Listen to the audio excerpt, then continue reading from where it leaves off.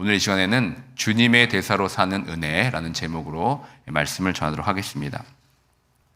사랑하는 성도 여러분, 오늘부터 시작되는 고난주간 특별 새벽 기도를 통해서 우리는 한 주 동안 은혜로의 거룩한 여정이라는 귀한 주제를 가지고 하나의 말씀을 깊이 묵상하고자 합니다. 매일 새벽 우리에게 주어지는 이 말씀을 통해서 하나님의 그 놀라운 은혜를 더 깊이 경험하고 그 은혜 안에서 우리의 삶이 더욱더 거룩한 삶으로 변화되기를 소망합니다. 우리가 인생을 살아갈 때 보면은 때로는 광야 같은 삶을 보낼 때가 있습니다. 또 때로는 넘어지고 또 좌절하고 또 회개가 필요한 순간들을 맞이하기도 합니다. 그럴 때마다 우리의 연약함에도 불구하고 우리의 모든 인생의 여정 가운데 예수 그리스도의 십자가의 사랑과 은혜는 우리가 누구이며 또 어떻게 우리가 살아가야 할지를 끊임없이 우리에게 상기시켜 주고 있습니다. 이번 한 주간 말씀을 통해서 우리는 각기 다른 상황 속에서 역사하시는 하나님의 다채로운 은혜를 발견하기 원합니다. 주님의 대사로 살아가는 은혜, 또 광야에서 만나는 은혜, 회개와 변화를 통해 경험하는 은혜, 또 용서와 환대의 은혜, 헌신의 은혜, 또 무덤을 바라보는 은혜까지 이 은혜를 통하여서 우리는 거룩한 은혜의 여정으로 하나님께서 우리를 인도해 주실 것입니다. 이번 한 주간 우리 각자의 삶 속에서 역사하시는 그 예수 그리스도의 십자가의 은혜를 깊이 묵상하면서 그 은혜에 감사하고 또 응답하는 복된 시간이 되길 간절히 소망합니다. 하나님의 그 인도하심에 따라서 은혜로 충만한 이 거룩한 여정을 함께하는 모두가 되길 주님의 이름으로 축복합니다. 오늘 우리가 함께 묵상할 이 고린도후서 5장 20절부터 6장 10절의 말씀은 우리가 이 주님의 대사로서 이 세상에서 어떤 자세로 살아갈지를 보여주고 있습니다. 하나님께서는 우리가 세상을 향해서 화해의 메시지를 전하기 원하시며 이 놀라운 사명을 감당할 은혜를 우리에게 베풀어 주셨습니다. 특별히 바울은 오늘 본문을 통해서 주님의 대사로서의 사명을 우리가 잘 감당하길 원하고 있습니다. 바울은 신약 성경에서 두 번에 걸쳐서 자신을 그리스도의 사신이라고 소개합니다. 그중 하나가 오늘 본문 5장 20절에 보았듯이 자신을 그리스도를 대신하여 사신이 되었다고 밝히고 있습니다. 그리고 에베소서 6장 20절에 보시면 바울은 자신을 가리켜서 이 일을 위하여 내가 쇠사슬에 매인 사신이 되었다 이렇게 말하고 있습니다. 오늘날에는 이 사신이란 말보다 대사라는 말을 더 많이 사용합니다. 그렇다면 여러분, 대사란 무엇을 말하는 것입니까?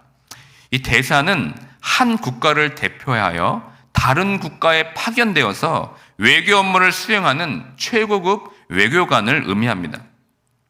대사는 파견국에 국가 원수가 임명합니다. 그리고 주재국에서 파견된 나라의 국가 원수에게 신임장을 보냄으로써 공식적인 임무를 시작하게 됩니다. 다시 말해 대사는 자기보다 더 큰 권력과 권위로부터 임무를 부여받아 행동을 합니다. 무엇보다 이 대사의 권위는 그를 파견한 이의 권위에 달려 있습니다.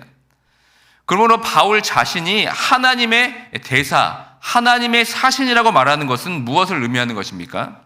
자기 자신이 하나님의 대변인이면서 세상에 하나님의 평화를 선포할 권세를 부여받은 대표라고 주장하는 것입니다. 바울 시대의 대사의 목적과 기능을 살펴보면 바울이 언급한 그리스도의 대사를 좀 더 명확히 이해할 수가 있습니다. 첫째, 이 고대부터 대사는 불가침의 존재로 여겨졌습니다. 그래서 투옥될 수가 없습니다. 대사를 만약에 경멸하거나 학대하고 폭행하는 것은 단순한 잘못이 아니라 그 당시 보편적으로 인정되는 국제적 약속과 질서를 심각하게 훼손하는 행위였습니다. 만약 강대국에서 파견된 대사에게 위와 같은 행위를 하면 즉각적인 보복을 당했습니다. 그런데 바로 바울은 어떻습니까? 이 세상 관점으로 봐서는 그리스도의 대사로서 어떤 외교적 면책권이나 특별한 지위를 누리지 않았습니다. 그는 좀 전에 에베소서 6장 20절에서 언급한 것처럼 오히려 쇠사슬에 묶인 사신이 되었습니다. 그리고 오늘 본문 6장 4절과 5절에 보시면 매맞음과 또 갇힘과 자지 못하고 먹지 못하는 수모를 당했습니다. 그러나 바울은 자신이 겪는 이 쇠사슬, 또 배고픔, 궁핍에 대해서 조금 더 부끄러워하지 않았습니다. 왜 그렇습니까? 이미 예수님께서 그런 삶을 보이셨기 때문에 그렇습니다. 예수 그리스도께서는 친히 세상의 권세와 이 죄의 사슬을 끊기 위해서 십자가에 오르셨고 십자가에서 죽으셨습니다. 죽음을 이기신 예수 그리스도의 대사인 바울에게 복음을 전하다 겪는 쇠사슬은 마치 나라를 대표하는 대사가 적국의 왕에게 귀한 문서를 전달할 때 그 문서 자체가 그의 권위를 증명하듯이 그가 겪는 고난 자체가 그에게는 가장 강력한 신입장과 같았습니다. 고대 사회에서는 대사의 일반적인 임무 중 두 번째는 국가 간의 중요한 소식을 전달하거나 어려운 문제를 해결하기 위한 특별 사절을 파견하는 일이었습니다. 이러한 사절들은 당시 기록에 따르면 주로 우호와 평화의 상징으로 파견되어서 사이가 좋지 않았던 국가들의 관계를 개선하고 상호 협력을 위한 동맹을 구축하는 역할을 수행합니다.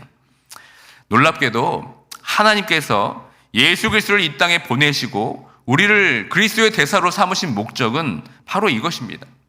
죄로 인해 하나님과 멀어졌던 우리 인간 사이에 이 적대적인 관계를 끝내고 화해를 이루시려는 그 간절한 마음으로 우리에게 화해의 손을 내미신 것입니다.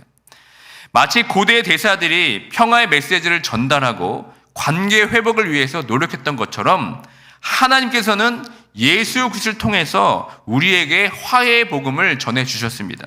그리고 이제 우리를 그리스도의 화해의 대사로 삼으셔서 이 놀라운 화해의 소식을 세상에 전하고 하나님과의 깨어진 관계를 회복하도록 다른 사람들을 초청하는 사명을 우리에게 맡기신 것입니다. 당시 로마는 누구도 거스를 수 없는 절대적인 권력을 가진 제국이었습니다. 그 힘은 너무나 막강하여서 제국 내 어떤 도시나 지역에도 굳이 대등한 입장에서 로마 제국은 협상할 필요가 전혀 없었습니다. 황제의 명령은 거역할 수 없는 법이었고 그의 뜻은 총독들을 통해서 제국 곳곳에 일방적으로 전달이 되었습니다. 심지어 제국의 변방에 있는 나라들은 황제에게 직접 나와서 간청해야만 했습니다. 그 당시 로마 황제들은 이러한 군림하는 권위를 아주 자랑을 했습니다. 그런데 여러분, 전능하신 하나님 어떻습니까? 이와는 완전히 다른 길을 택하셨습니다. 그분은 온 우주를 창조하시고 주관하시는 가장 높고 높은 권능을 가진 분이셨습니다. 그분의 권위는 유한한 인간인 로마 황제의 권위와는 본질적으로 비교할 수가 없습니다. 그럼에도 불구하고 죄로 인해 하나님과 멀어져서 스스로 멸망의 길을 걷고 있는 인간들을 향해 먼저 화해의 손길을 간절하게 내미셨습니다. 이는 스스로 낮아지시어 인간의 모습으로 이 땅에 오신 예수 그리스도를 통해서 아주 극명하게 드러납니다. 이것은 오만과 독선으로 가득 찬 로마 황제의 권위와는 비교할 수 없는 겸손과 사랑으로 인류를 구원하시려는 하나님의 아주 능동적인 긍휼을 우리에게 보여주신 것입니다. 어떻게 그 긍휼을 보여주셨습니까? 로마 황제처럼 권위 있는 사절을 보내서 명령을 전달하는 대신에 하나님께서는 친히 가장 자신이 사랑하시는 독생자 예수 그리스도를 이 땅에 보내주셨습니다. 예수님은 단순히 하나님의 말씀을 전하는 사자가 아니었습니다. 하나님 자신이 인간의 몸을 입고 오신 화해 대사로서 이 땅에 오신 겁니다. 로마 황제가 자신의 권위를 내세우면서 사람들의 복종을 요구했던 반면에 예수 그리스도는 낮고 낮은 천한 모습으로 이 땅에 오셔서 죄인들과 함께 하시고 그들의 고통을 함께 느끼셨습니다. 심지어 십자가의 죽으심으로써 인간과 하나님 사이의 모든 장벽을 허무시고 인간과 완전한 화해를 이루게 하는 통로가 되셨습니다. 여러분, 이는 헤아릴 수 없는 은혜입니다. 스스로 죄에서 벗어날 수 없는 우리를 위해서 온 우주의 주인이신 하나님께서 먼저 낮아지시며 이 끊어진 관계를 회복하시려고 가장 귀한 하나님의 아들 예수 그리스도를 이 땅에 보내주신 것은 실로 놀라운 하나님의 사랑입니다. 사도 바울은 이 극적인 화해 복음을 전하기 위한 위임받은 그리스도의 가장 충실한 대사였습니다. 그는 하늘의 뜻을 땅에 전하는 특권을 가진 자로서 자신이 겪는 수많은 박해와 고난 속에서도 이 놀라운 은혜의 복음을 한순간도 잊지 않고 자랑하며 살았습니다. 그는 하나님과 인간 사이에 가로막힌 담을 허무신 이 그리스도의 사역을 삶으로 분명히 보여주면서 가는 곳곳마다 사람들에게 이렇게 외쳤습니다. 그리스도를 통해 하나님과 화해하십시오. 더 이상 죄의 종이 되지 않고 하나님의 자녀로서 영원한 평화를 누리십시오. 이 바울의 외침은 단순한 권유가 아니라 하나님의 마음을 담은 간절한 호소였습니다. 화해의 복음을 전하는 그의 모든 행동은 멸망으로 나아가는 인류를 돌이키시려는 하나님의 뜨거운 사랑을 다시 한번 드러내는 것이었습니다. 여기서 다시 한번 우리가 기억해야 할 것이 있습니다. 하나님과의 화목은 우리의 어떤 능동적인 행위로 이루어진 것이 아니라는 것입니다. 죄로 인해 거룩하신 하나님과 적대적인 관계에 놓여있던 우리에게 하나님께서 먼저 능동적으로 손을 내미셔서 우리를 화목케 하신 것입니다. 우리가 주도적으로 하나님께 다가간 것이 아니라 하나님께서 적대적 관계에 있는 우리를 끌어당기셔서 우리를 화목하게 하신 것입니다. 이를 고린도후서 5장 21절에서 이렇게 밝히고 있습니다. 우리 다 함께 읽도록 하겠습니다. 하나님이 죄를 알지도 못하신 이를 우리를 대신하여 죄로 삼으신 것은 우리로 하여금 그 안에서 하나님의 의가 되게 하심이라. 아멘. 이 화목은 그리스도의 대속적 죽음을 통해서 이루어진 것입니다. 죄 없이 의로우신 그리스도께서 우리의 죄를 위해 죽으셨습니다. 그 십자가를 통해서 예수 그리스도를 믿는 우리에게 하나님의 의가 전가되었고, 그래서 이제 하나님과의 원수 관계가 종식되고 우리와 하나님 사이에 화목이 회복이 된 것입니다. 이를 로마서 3장 25절 26절에서 이렇게 고백하고 있습니다. 다 함께 읽겠습니다.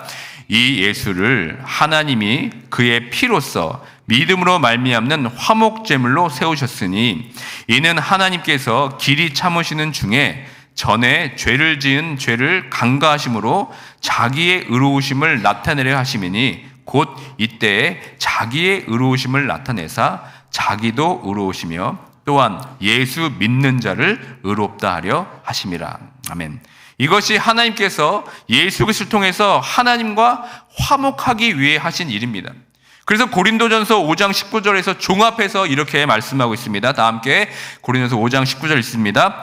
곧 하나님께서 그리스도 안에 계시사 세상을 자기와 화목하게 하시며 그들의 죄를 그들에게 돌리지 아니하시고 화목하게 하는 말씀을 우리에게 부탁하셨느니라. 아멘. 복음서에서 예수님의 가르침이 하나님 사랑이 곧 이웃 사랑으로 완성됨을 보여주듯이 바울은 하나님과의 화해가 동시에 사람과의 화해로 이어져야 함을 강조했습니다. 그러니까 바울에게 있어서 하나님의 사랑은 화목의 신학으로 연결이 됩니다. 이는 하나님의 관계 회복뿐만 아니라 이웃과의 관계 회복이라는 열매를 맺어야 한다고 우리에게 가르쳐주고 있는 겁니다. 그래서 바울은 이웃 사랑의 최고의 절정인 원수까지 품어 사랑하는 예수님의 가르침을 이렇게 화해의 신학으로 표현하고 있습니다. 로마서 12장 18절의 말씀을 함께 읽겠습니다. 할 수 있거든 너희로서는 모든 사람과 더불어 화목하라. 아멘. 이 말씀은 인간과의 화목이 예수님께서 가르쳐 주신 원수 사랑의 또 다른 표현임을 우리에게 드러내고 있습니다. 주님의 가르치심대로 원수를 포함한 모든 사람을 사랑하라는 의미입니다. 사랑의 대상으로 버거운 사람들이 주변에 있을 수가 있습니다. 어떤 이에게는 그 버거운 대상이 부모님일 수도 있고 또 남편이나 아내일 수도 있습니다. 혹은 또 자녀일 수도 있습니다. 또 심지어 친구나 교회에서 함께 신앙생활하는 교우일 수도 있습니다. 하지만 바울은 어떻게 말씀하고 있습니까? 할 수 있거든 너희로서 모든 사람과 더불어 화목하라고 이렇게 권면하고 있습니다. 더 나아가 그들을 저주하지 말고 축복하라고 말씀합니다. 오히려 내게 악을 가한다 할지라도 그것을 같은 악으로 갚으라고 말씀하지 않습니다. 오히려 내게 악을 행한 사람에게 선을 베풀고 모든 사람과 더불어 화목하라고 우리에게 말씀하고 있습니다. 사랑하는 성도 여러분, 우리가 고난 주간을 맞이하면서 은혜로의 여정으로서의 첫 발걸음이 무엇이겠습니까? 바로 화해입니다. 무엇보다 우리는 먼저 하나님과 화해해야 합니다. 하나님과 나 사이를 가로막고 있는 죄들을 십자가의 보혈 앞에서 다 내려놓고 나의 죄를 고백함을 통하여서 다시 한번 보혈의 피로 정결케 되어서 하나님과 화해를 이루는 모두가 되길 주님의 이름으로 축원드립니다. 그리고 여러분, 그것이 끝이 아닙니다. 이제는 우리는 우리의 이웃과 화해를 해야 합니다. 하나님과의 화해는 결국 이웃과의 화해로 증명이 되고 완성이 되는 것입니다. 화해는 화해의 은혜를 받은 자만이 할 수 있습니다. 하나님께서 우리와 화해하시면서 우리를 화해의 직분을 감당하시는 대사로 부르셨습니다. 하나님께서 먼저 우리에게 예수를 통해서 화해의 손을 내밀었듯이 이제는 우리가 먼저 우리의 이웃들을 향해서 화해의 손을 내미는 주님의 대사로 살아가시는 모두가 되길 주님의 이름으로 축원드립니다. 말씀을 맺습니다. 고난주간 특별 새벽을 통해서 은혜로의 거룩한 여정을 우리가 걷고 있습니다. 그것의 첫걸음은 다시 말씀드리지만 화해입니다. 무엇보다 죄로 죽을 수밖에 없는 우리들에게 예수 그리스도의 십자가의 대속의 은혜를 허락하여 주셔서 하나님과 화목하게 해주신 그 하나님의 은혜에 감사하는 이 시간이 되길 원합니다. 그리고 여러분, 그것으로 멈추지 않고 우리 자신이 이제는 주님의 그 화해의 대사가 되어서 모든 사람과 더불어 화목함을 통하여 화해의 은혜를 완성해 나가는 모두가 되길 주님의 이름으로 축원드립니다. 아멘.